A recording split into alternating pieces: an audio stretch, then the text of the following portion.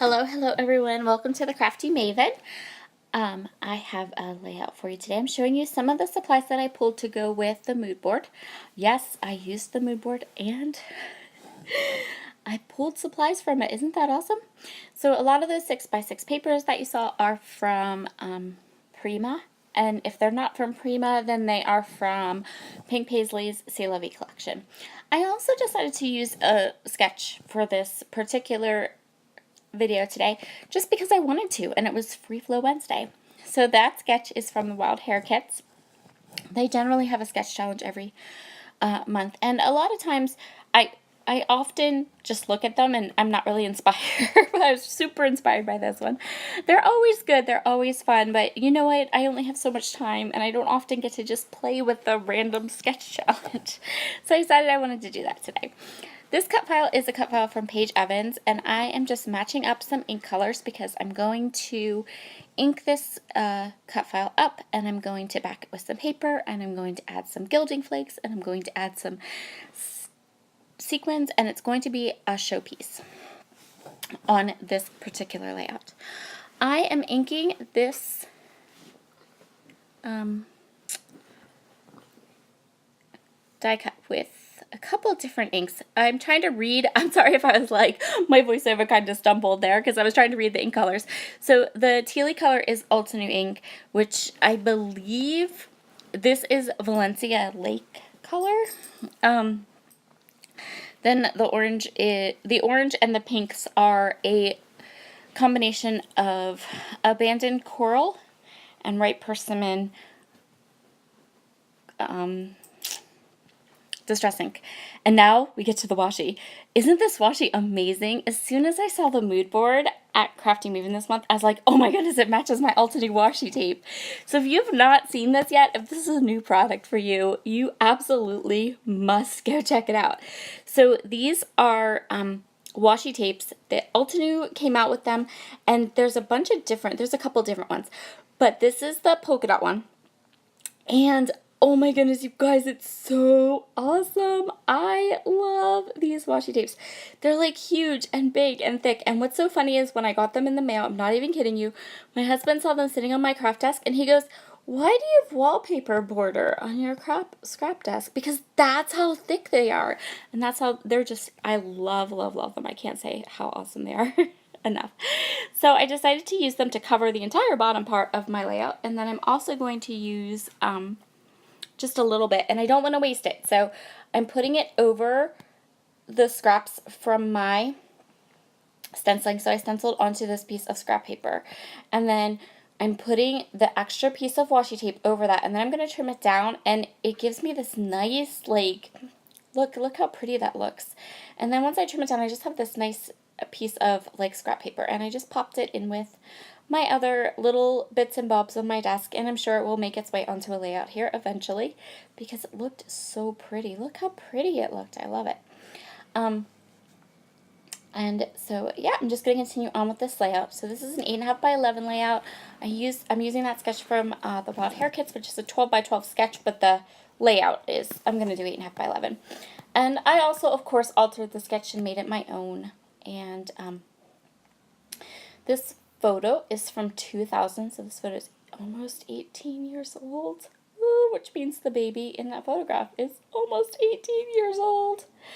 And so I want to scrapbook this photo for my oldest son's layout for his album, and I decided that it would be perfect for this layout and these photos.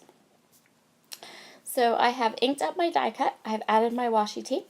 Next up, I'm going to add some gilding flakes just to the edges of these leaves. So for me, this is what I do. I have Nuvo gilding flakes in gold, and I just put a little bit of Scotch quick dry adhesive on the leaf tips.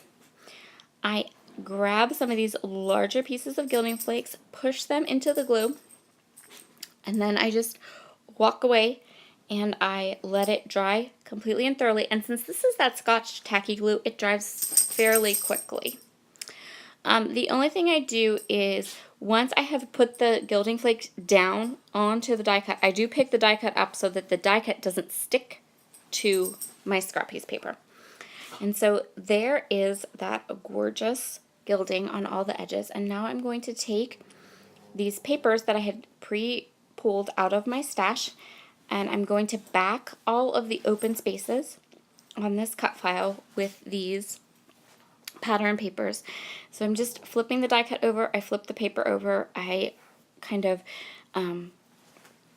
stencil or, trace around the area of the die cut that I want to back, fussy cut it out, and then glue it to the back of the die cut.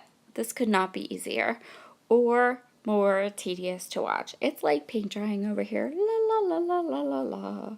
So I think I did one leaf, and then the rest of it we're just gonna, by the magic of YouTube and videos, I'm not gonna make you watch all of the boringness of me gluing down all these little pieces. While it is boring to watch, it's kind of fun to do. I mean, I like to do it. It's fun to play around with those little die cuts, and I like to make die cuts my own. So it's easy to pop a die cut file into your silhouette and just cut it, but I really enjoy the process of taking that die cut and coloring it and adding the gilding flakes and adding some sequins and just making that die cut beautiful. So the next thing I'm going to do is add the sequins. So my die cut is completely backed. I also fussy cut, since I was fussy cutting, I also fussy cut those two images. They were on one of the 6x6 paper pads, and I felt like the colors would work really well with my photo and the look I was going for on my photo. So I just fussy cut them from the 6x6 paper, and I'm going to use them as elements and embellishments on my page. I'm going to pop this gorgeous die cut up because I did all that work to it, so now we need to make it kind of shine. I'm going to pop it up there with some foam squares, and then I'm just going to tuck my photo underneath. This is so funny. So this is why I like to work with photographs that have been printed at a printer. I love persnickety prints, and I do have a printer. I do kind of print at home sometimes, but you'll see here why I like photographs that have been printed by a processing place that uses the chemicals and processes your photos correctly, digital or not digital, because I had to pull, so I pull and adjust and pull and adjust and pull and adjust this photo so many times, and it had sticky on it. Like, I was trying to tuck it under the flowers, and you'll see here, but I keep, pulling it off of that foam tape that's behind that flower till I have it just the way I want it. And it did not destroy my photo at all. My photo stayed and was lovely.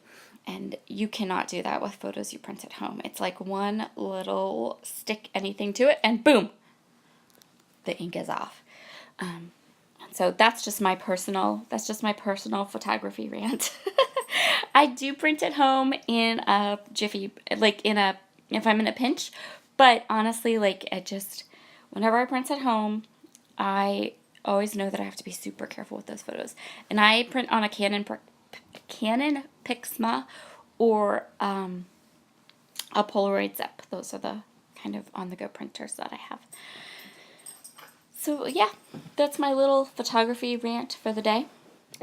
You can see here how I'm going to do this. So I start thinking, well, I kind of wanted it to be on an angle. I thought I wanted it to be on an angle, and then I kind of start lifting this up, and I put it on an angle, and then, no, don't like it. But I've already pushed out all the adhesives. And you see here, I'm like, oh, booger. Now I got to pull all those adhesives back up because I'm not really liking it being on an angle. So, and it, again, see, no damage to my photo. So, I think I damaged the die cut a little bit at some point, but we just covered that up and moved on. I'm just going to pop this photo underneath here then, and now it looks good. So, the whole reason I pulled this 6x6 piece of paper from the C'est La Vie 6x6 pad is because I wanted that 4, because my son is 4 months old in this photo, and so I wanted to use that as my title. So I'm going to grab this fussy cut 4, I'm going to back it with some black paper, and then I'm going to go into my letter stash and find some letters to coordinate. So I popped into my stash and I found these black letters. These are from Felicity Jane. They're chipboard letters, which means that They are, when you buy alphabets from Felicity Jane and you buy chipboard alphabets, they're super sticky. So I had to be really careful, lay them down ever so lightly, and get the placement correct, because once I stuck them down, they are sticking. They're not like thickers. They're not like chipboard thickers where you have to like pull them up and add extra adhesive. Oh no. Felicity Jane chipboard thickers are like, or chipboard stickers are, they stick. So I'm going to just add the little abbreviation for months up there. And then I'm going to put the month and the year on the bottom of the photo. And that's going to complete this layout. I think a last little bit I do grab is my bling, my Zotz bling, and just add some of these sequins around the page.